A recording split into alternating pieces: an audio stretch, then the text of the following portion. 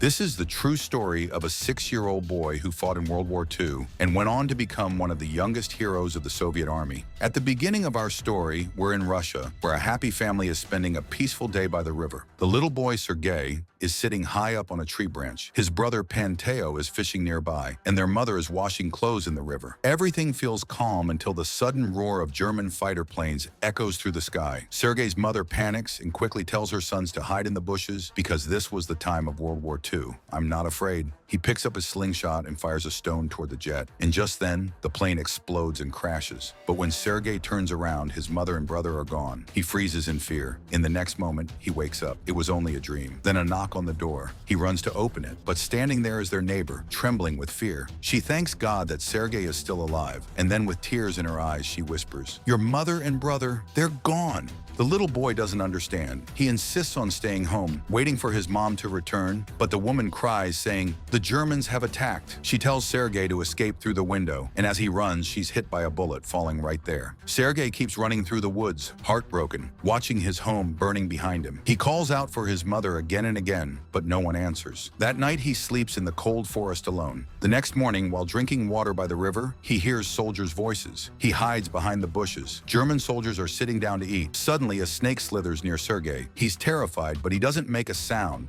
because if the Germans hear him, they'll kill him too. After a while, the soldiers leave. Hungry and weak, Sergei crawls out, hoping to find some leftover food, but there's nothing. He keeps walking through the forest, tired, scared, and limping with one torn sandal. On his way, he spots some wild berries. He eats them quickly, but suddenly there's an explosion. He's thrown to the ground. Still, he doesn't give up. He grabs a stick, ready to fight back, as if he could take on the Germans himself, but there's no one there. In truth, Sergei is now exhausted, wounded, and barely holding on. Just then, 2 Soviet soldiers find him. They pick him up and carry him to their camp. Inside, Commander Nitef is briefing his men about a German scout unit nearby when a soldier rushes in saying, "Commander, we found a child in the forest." The commander is stunned. He sits Sergei down and says gently, "Don't be afraid, son. You're safe now." He asks, "What's your name? Where are you from?" Sergei quietly answers, "I'm from Shishkin." A soldier asks, "Where are your parents?" Sergei's eyes fill with tears. "My mom and brother, they're gone." The commander places his hand on the boy's head and says, "You're a brave soul, and brave people don't cry." Then he gives Sergei food to eat. Outside, other soldiers are writing letters to their families because they know a great battle is about to begin. And just then, the alarm sounds. The Germans have launched their attack. Sergei was badly wounded, so he was being treated at the base along with the other injured soldiers. A kind nurse smiles at him and says, "If you let me clean your wounds properly, I'll give you some popcorn." Sergei frowns and replies, "I don't like popcorn. I like army tanks." The nurse laughs softly. "All right, I'll give you all the tanks you want." The next day, Commander Nit comes to visit him. Sergei looks up and says proudly, "When I grow up, I'm going to be a soldier too." The commander smiles. "You already have the heart of a brave one." Sergei's eyes sparkle as he asks, "Do you have a medal and a pistol too?" The commander nods and shows him both. Sergei, full of curiosity, asks, "Do you have an airplane too?" The commander chuckles. "No, not that one." So Sergei takes the commander's hand and draws a little airplane on it with his finger. Outside, the nurse Katya talks to the commander. "Sergei is such a smart boy," she says softly, "and so sweet. We even have goat's milk here. Why don't we just keep him with us? He has no one left now. His family's gone." The commander's face turns serious. "This is a battlefield," he says quietly. "There's no place for a child here. If he stays, his life will always be in danger." And with that, he walks away. Katya feels heartbroken. Later that evening, Sergei is talking with a kind soldier named Jora. Jora brings him a small gift, a pair of binoculars. Sergei loves them instantly. That night, Katya speaks to another nurse. "That little boy, he's so brave and so full of life. I can't let him go,"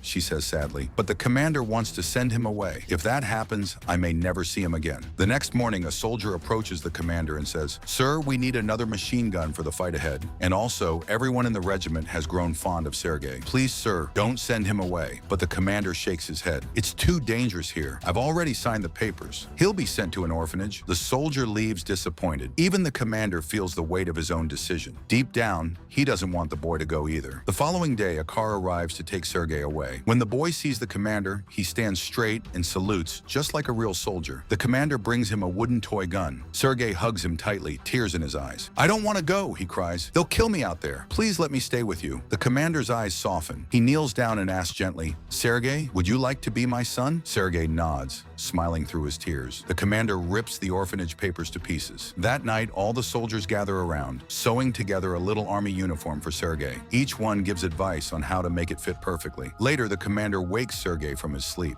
A real soldier never sleeps too long. You must be ready before a matchstick burns out. Sergei gets dressed in his brand new uniform, his heart filled with pride. As he steps outside, all the soldiers salute him. But suddenly, the sky roars. German planes appear above them, and bombs begin to fall. The base shakes as explosions erupt around them. Many soldiers are wounded, and the real test of courage begins. Sergei began asking everyone about Commander Nit and Aunt Katya, but no one had any answers. Finally, he went to a doctor and asked, "Have you seen Aunt Katya or the commander?" He gently placed a hand on Sergei's shoulder. "We have many wounded soldiers here. Why don't you help them?" Without a word, Sergei began giving water to every injured man he could find. One soldier handed him a letter. It was from the soldier's family. Sergei opened it and began reading aloud. "Everything is fine at home. Our cow is healthy again, and she's giving plenty of milk. We'll win this war." A faint smile appeared on the soldier's face. In the next scene, we see Katya again. She's gently tucking Sergei into bed. As she does, the commander arrives. The way he looks at her, you can tell he cares deeply for her. He's about to say something from his heart, but before he can, Sergei wakes up, smiles, and runs straight into the commander's arms. Later, the commander takes Sergei for a walk. Along the way, the boy asks, "Who should I thank for my uniform?" The commander takes him to the tailor's tent, but when they get there, it's nothing but ashes. The tent was destroyed in a German air raid. Sergei's face falls. The commander quietly says, "In war, son, there's no time for little thank yous." The next day, the commander meets with his men to plan their next move. Sergei appears and proudly asks, "What's my mission for today?" The commander smiles and says, "A truck will arrive soon with letters for our soldiers. You'll collect them and deliver each one." Sergei salutes, takes the mailbag, and runs off. One by one, he hands out letters, but being a little mischievous, he makes the soldiers dance before giving them their mail. The men laugh, and for a few moments, the war feels far away. The following day, Sergei uses his binoculars to scan the nearby fields. Suddenly, he spots something, a hidden soldier's leg sticking out from the tall grass. He rushes back to the base and alerts the unit. The Soviet soldiers quickly move in, and together they capture a group of German spies hiding nearby. The entire regiment celebrates Sergei's bravery. That evening,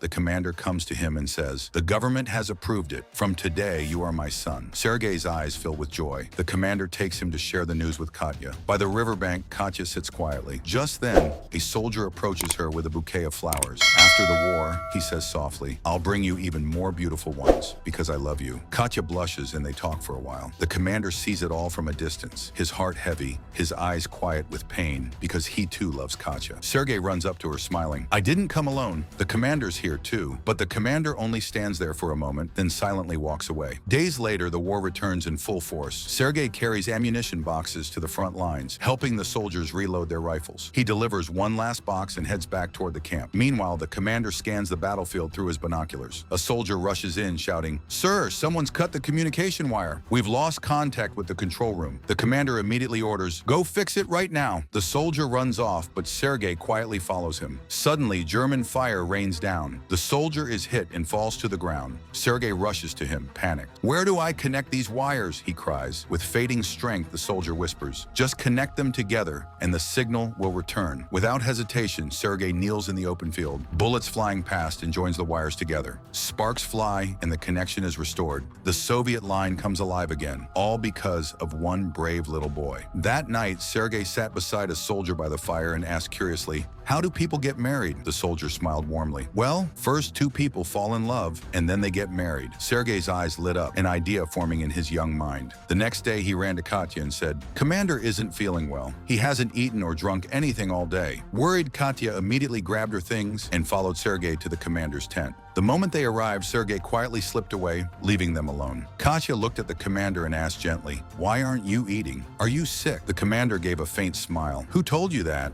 "Sergei did," she replied softly. The commander chuckled. "I'm perfectly fine. There's nothing to worry about." Katya didn't say another word. She simply turned and walked away. As she left, the commander realized maybe he'd said the wrong thing. He sighed and followed her outside. Meanwhile, Sergei stood on a wooden lookout post, scanning the area through his binoculars. Suddenly, he spotted a cat in the distance, and moments later, the barking of dogs filled the air. He ran down to the soldiers training the dogs and asked excitedly, "Can I ride one of them?" The soldiers laughed and nodded. Sergei climbed on, laughing as the dogs trotted along. along, until they suddenly saw the cat and started chasing it. But the cat was running toward a field filled with hidden mines. Before Sergei could react, a soldier raced in on a motorcycle, blocking the dogs just in time, saving Sergei's life. Later, we see the commander and Katya again. The commander finally gathers the courage to speak his heart. "Katya," he says softly, "will you be Sergei's mother?" Katya smiles and says, "Yes." Just then, a postman arrives, handing the commander a letter. "Sir, this just came in from Army headquarters." The commander nods and tells him to leave it on the table. The next day, all the soldiers, along with the commander and Sergei, prepare to move out. Orders from headquarters relocate their base to a new position. On the way, they stop by a small house to have lunch. As they eat, Sergei's eyes wander up to the ceiling. Part of it was broken, covered only by a piece of cloth. He asks curiously, "What happened here?" A man inside the house explains, "A German bomb fell through the roof and hit the floor, but it never exploded, so I covered it with a cloth." The commander's expression changes immediately. "Everyone, out of the house now!" The soldiers carefully remove the bomb and take it to a safe location. Sergei waits outside in the commander's jeep, playing with a small pistol he found. Suddenly, a loud explosion shakes the ground. Smoke and fire rise in the distance. Several soldiers are wounded,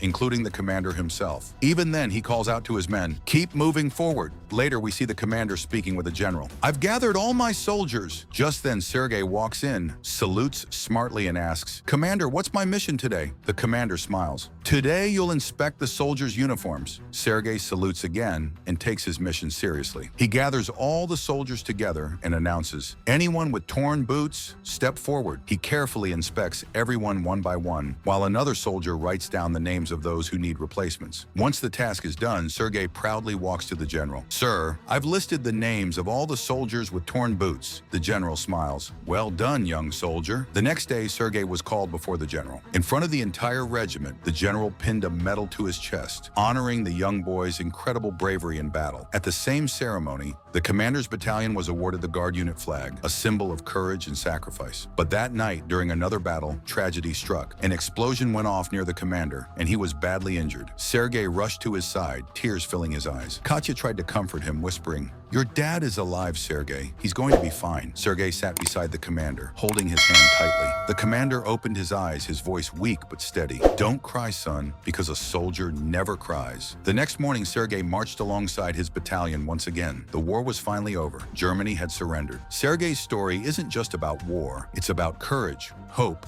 and never giving up. A little boy who lost everything, yet still chose to stand tall and fight. If his story touched your heart, hit that like, share, and subscribe.